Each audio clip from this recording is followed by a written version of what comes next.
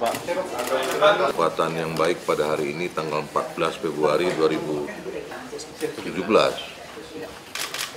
Inilah ending daripada perjalanan panjang saya selama 8 tahun, 2 tahun di tahanan, 6 tahun di lembaga pemasyarakatan.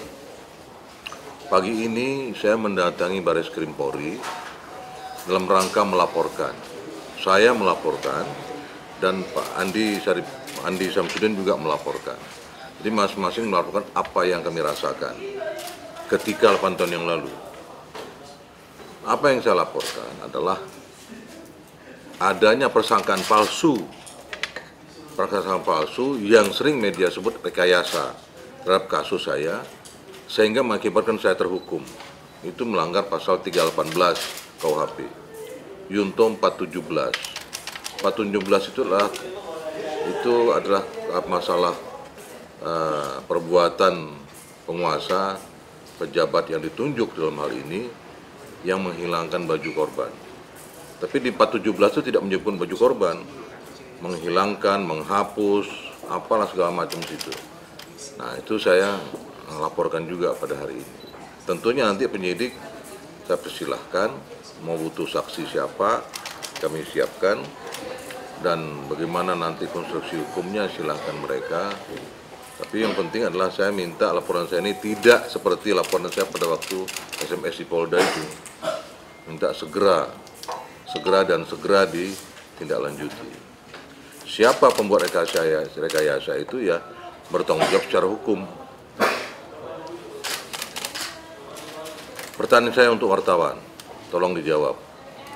Waktu saya tanggal 4 Mei 2009, saya ditahan. Ada tahu kan? Pada waktu itu alat bukti saya apa? Hah? SMS. Sudah tahu kapan SMS itu dibikin? Dugaannya setelah saya ditahan. Artinya tahan dulu baru menyiapkan alat bukti. Untuk itulah ini saya laporkan, saya minta Baris Krim, Mabes Polri mengelaborasi ini semua, mencari kebenarannya dari segi prosedur penanganan perkara dan lain-lain. Karena apa? Saya korban. Berapa kerugian saya? Tapi sekali lagi kerugian itu semua dalam rangka upaya pemulihan nama baik. Saya minta aparat kepolisian serius menangani ini. Dan siapapun yang terlibat saya minta pertanggungjawabannya. Untuk itulah maka pada hari ini saya ingin menyampaikan, setelah saya renungkan tadi malam, saya merenung ini kilas balik bahwa sejak kecil saya diajari kejujuran oleh orang tua saya. Untuk itulah maka saya mohon kepada Bapak Susilo Bambang Yudhoyono, jujur. Beliau tahu perkara saya ini. Untuk itu beliau jujur cerita apa yang beliau alami dan apa yang beliau perbuat. Beliau perintahkan siapa untuk merekayasa dan mengkriminalisasi Antasari. Beliau cerita. Saya mohon pada hari ini kepada beliau. Dan apa yang beliau lakukan, beliau perintahkan siapa dan siapa melakukan apa. Nah, siapa melakukan apa itu, ya ini yang saya laporkan pagi ini Baris Krim. Tapi beliau memerintahkan siapa, saya minta Pak SBY jujur. Terbukalah kepada publik. Terbukalah pada kita semua. Saya sudah ngalamin penjara 8 tahun. Kaitan Pak SBY dengan SMS itu seperti apa, Pak? Baik, perkaranya. Masalah bagaimana? Dia bilang perintah segera. Antasari ini segera diproses. Nah, perintah segeranya bisa saja ditindaklanjuti dengan cara membuat SMS itu kan. Tapi bukan SBY yang membuat SMS, bukan. Tapi inisiator untuk saya yang jadi dikriminalisasi itu dari situ. Pak, dari situnya maksudnya apa, Pak? Artinya Pak SBY yang Bapak duga bahwa melakukan kriminalisasi terhadap Bapak itu atau bagaimana? Iya. Apa ada kaitannya dengan oleh Tuhan? Loh, saya nggak tahu, yang tahu kan mereka sendiri. Kenapa saya katakan gitu? Berapa waktu yang lalu saya sampaikan bahwa ada orang malam-malam ke rumah saya. Gitu? Nah, orang itu siapa? Mohon maaf Mas, saya lihat label baju Anda, saya mohon maaf. Orang itulah Haritanu Sudibyo, Haritanu. Nah, beliau diutus oleh Cekias waktu itu. Siapa di Cekias? Nah, datang ke rumah saya minta supaya saya jangan menahan oleh Pohan. Itu ya. Nah, karena saya bawa misi Pak, saya diperintah di sana untuk nemui Bapak. Saya bilang tidak bisa, KPK ini sudah ada SOP-nya, tersangka, tahan. Waduh Pak, katanya, saya mohon betul lah, karena bagaimanapun nanti ya keselamatan Bapak, bagaimana katanya gitu kan. Waktu malam itu, saya bilang saya ini sudah memilih memilih profesi penegak hukum kok, resiko apapun saya terima. Dan saya selalu ngomong hari ini. Pak, itu percakapan. Ada kaitan Agus tidak? Agus Harimurti Yudhoyono mengetes generasi tentang kriminalisasi. Saya belum selesai bicara. Diam dulu. Selesai saya bicara hari ini, besok saya mati, saya siap kok. Allahu Akbar. Tidak peduli. Ya, nah itu tolong catat itu. Pak Antasari.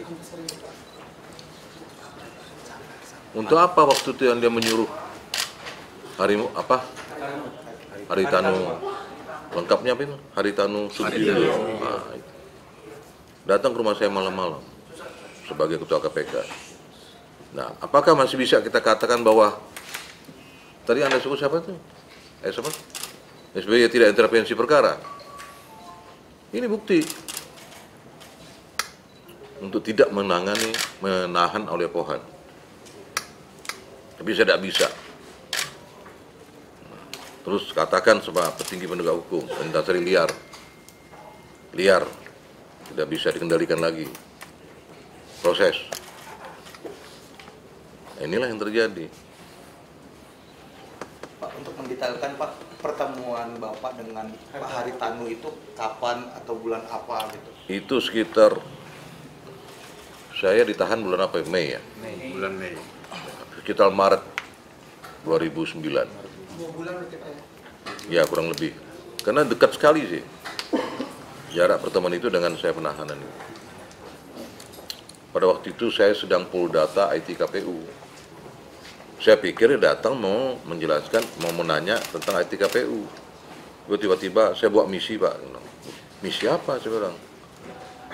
Saya sambil canda kok. Maksud rasa saya kok misi itu misi kesenian, dia bilang gitu kan. Enggak Pak, ini serius Pak, saya bawa misi dari Cekias ke sini. Loh, siapa Cekiasnya itu? Disebut nama. Nah, dia minta misi itu adalah supaya Bapak jangan menahan oleh Pohan. Saya bilang saya tidak bisa. Harus saya tahan, saya bilang, karena sudah SOP di KPK. Waduh Pak, kalau saya tidak bisa ngomongin apa target, saya pulang. Ini saya ditunggu nih sekarang, saya pulang katanya untuk laporannya. Ya laporkan aja, sudah ketemu saya sudah menjelaskan seperti itu. Mohon maaf tidak bisa memenuhi permintaannya. Jawab aja seperti itu. Saya bisa ditendang nih Pak, kata dari Cekias. Loh, itu urusan Anda, saya bilang. Jadi Bapak juga harus hati-hati katanya gitu. Nah, sudah kok, saya sudah memilih jabatan penegak hukum, itu risiko saya. Kasus Bapak ini, dia dari Bapak ini rekayasa semua berarti Pak ya? Iya, ya SMS itu siapa yang buat? Satu, siapa yang buat SMS itu? Yang didakwahkan pada saya. Yang saya laporkan juga hari ini, saya laporkan juga ke Polda. Tidak bergerak-bergerak, saya limpahkan kemari. Ya kan? Nah, karena kalau tanpa SMS itu, saya fakta apa yang saya bisa terlibat dan dilibatkan? Yang kedua, bajunya korban itu kemana? Kenapa dihilangkan? Ketiga, proyektil akibat mati korban. Saya kira ini sudah setiap tahun lah kita gulirkan kejanggalan-kejanggalan ini kan. Belum lagi yang lain-lainnya. Nantilah proses penyidikan ini saya harapkan dan saya yakin dengan tim yang ada ini akan terbuka.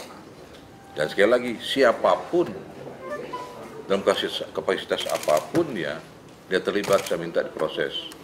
Saya bukan dendam. Tapi inilah mengungkap kebenaran seperti kalian tanyakan sama saya. Inilah mengungkap kebenaran. Pak, kenapa baru ngomong sekarang? Karena saya nilai sekarang baru tepat waktunya. Tepat dalam arti? Hah? Pak dalam arti apa? Saya. Apakah artinya pada saat di penjara Bapak memang mendapatkan intimidasi juga dari di era rezimnya Pak SBY itu atau bagaimana? Tadi kan sudah janji tidak ada pertanyaan. Sudah cukup ya. Saya kira itu saya ke dalam mau tanda tangan laporan, habis itu saya mau pulang. Tapi yakin Ya. Pak ya, dari intelektualnya dari Cikeas Pak ya, atas kriminalisasi yang Kata Hari Tanu Sudibyo. Saya hanya mengulangi kalimat dia.